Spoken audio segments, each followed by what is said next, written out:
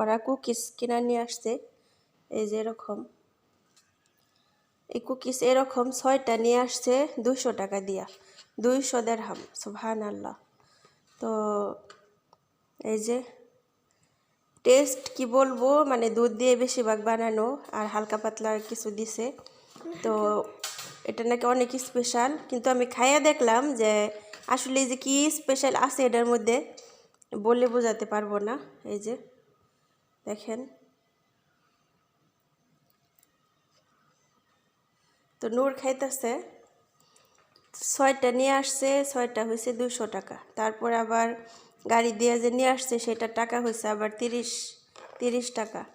এই দেশে দিরহাম বলে, আমি টাকা বলতেছি। তাইলে এই 250 টাকা দিয়ে এগুলা কিনা কী লাভ হয়েছে, কী লাভ হয়েছে দেখেন। এই 200 দিরহাম আমাদের বাংলাদেশে প্রায় 5-6 হাজার টাকা। আসলে এই দেশের মানুষ, এই দেশের বাচ্চাদেরকে এত অপচয় করায় টাকা পয়সা। একটা খাবার কিনা নিয়ে আসে 100 টাকা, 80 টাকা, 90 টাকা।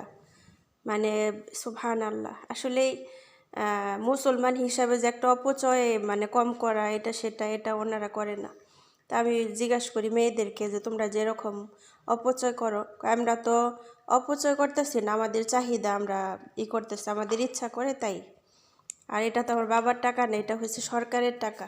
সরকার থেকে যে আমাদের টাকা দেয় সেটা দিয়ে আমরা আমাদের করি। আমি কই তোমার বাবা টাকা দেয় না? কয় হ্যাঁ আমার বাবাও দেয়, কিন্তু সরকারের টাকা দেয় বেশি।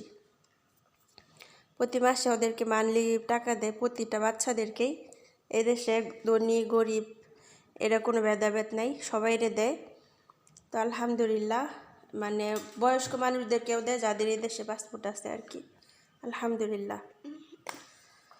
তো দেখাইলাম আপনাদেরকে।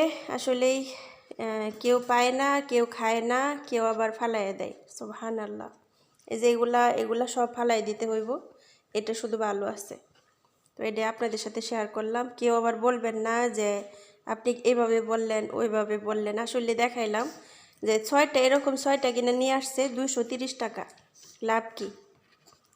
লাভ একটু কি, মানে এই যে পুরাপুরি খায় নাই, পুরাপুরি খায় নাই, এই যে অর্ধেক অর্ধেক রয়েছে, এগুলা সব ফালাই দিতে হইব। এটাই শুধু আছে। এই যে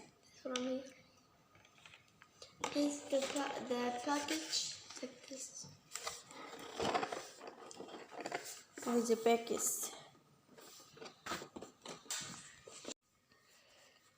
আর এইদিকে দেখেন কিছু সালাদ পেপার ছিল, এগুলি বক্সে ভরে ভরে রেখে দিলাম। আর হচ্ছে কিছু ধনিয়া পাতা আর কিছু ছিল পুদিনা পাতা। তো এগুলা সুন্দর করে বক্সের মধ্যে টিস্যু দিয়ে দিয়ে তারপর এটি সুন্দর করে রেখে দিলাম। আসলে টিস্যু দিলে কি হয়, নষ্ট হয় না, লং টাইম থাকে আর কি। আলহামদুলিল্লাহ। তার এই যে এগুলা দেখতেছেন, এগুলি ডিম কিনে নিয়ে আসলে মাঝে মধ্যে এগুলি ফালাই না রাইখা দেই, কারণ আমাদের স্যারের যে গার্ডেনে যে ওইখানে মুরগি আছে ওইখানে ওনারা এগুলি কিনা নিয়ে আসে। তো স্যার বলছে যেহেতু আমাদের আনে, ফালাইবা না, রাইখা দিবা, তো পরে লোক আসলে নিয়ে যাবে। আর এইদিকে চলে আসলাম রান্না করতে, অনেক দিন পর বুড়ি রান্না করতেছি। কিছুদিন আগে মাংস আনছিল, তো এখানে বুড়িগুলা যে নিয়ে আসে একদম সাদা পরিষ্কার থাকে, বেশিরভাগ সময় পরিষ্কার থাকে, ভালো লাগে। ফালাইতে যদি ফালাইতে যাই তখন মায়া লাগে, যাহারে ফালাইলে কেমন মানে একটা লাগে। তো তাই আমি করি কি, সবসময় এটা আমি যেহেতু পরিষ্কার থাকে আর একটু পরিষ্কার করে ডিপে রেখে দেই। বুড়িটা আজকে একদম কালো কালো করে রান্না করলাম, মশলা করে। একটু মশলা টাইপে খাইতে ইচ্ছা করতেছে, বাট কোনো ঝোল নাই। আলহামদুলিল্লাহ রব্বিল আলামিন।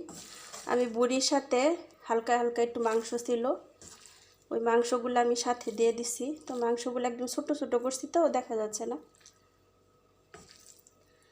তো মাংসটা দেওয়ায় কি হয়, আসলে অন্যরকম একটা অভিজ্ঞতা। এর আগে আমি একবার রান্না করছিলাম যে হালকা হালকা ছোট ছোট মাংস কাইটা দিয়া তারপর বুড়ি দেওয়া রান্না। টেস্ট কোনো রকম ডিফারেন্স হয় না, বাট এর চেয়ে ভালো লাগে। তো আলহামদুলিল্লাহ, তো রান্না শেষ করলাম।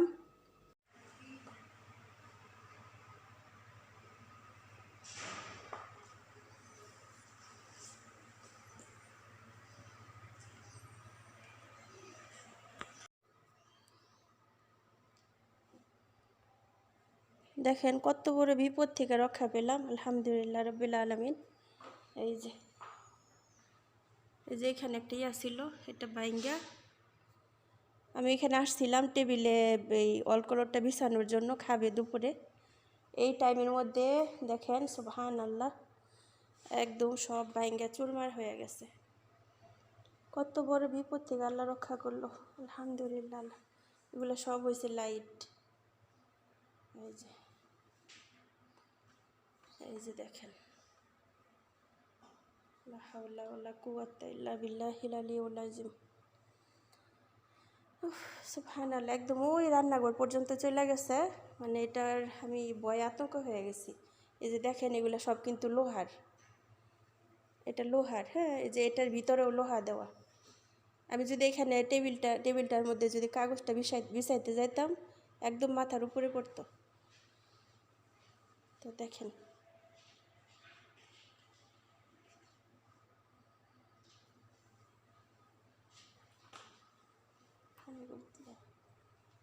আর ওই যে দেখেন বাচ্চারা আনা গুলতলাতি জি হেদোলা বেনাদ্রি গের গের বেসানা। এইদিকে ভাঙ্গা চুরমার হয়ে গেছে আর ওরা ওইদিকে দুষ্টামি করতেছে, আইসা অভিনয় দেখবো এখানে, এই আর কি। তো বলার মতো কিছু নাই, আলহামদুলিল্লাহ, আল্লাহ যা করে ভালো করে।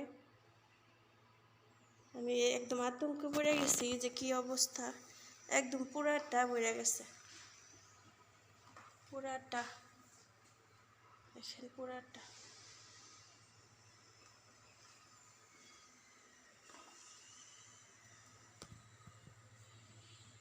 কি বাড়ি ঘর বানাইলো ওনারা আসার সাথে সাথেই, কয়েকবার তাদের এরকম অনেক জিনিসপত্র ভাঙা গেছে, নষ্ট হয়েছে।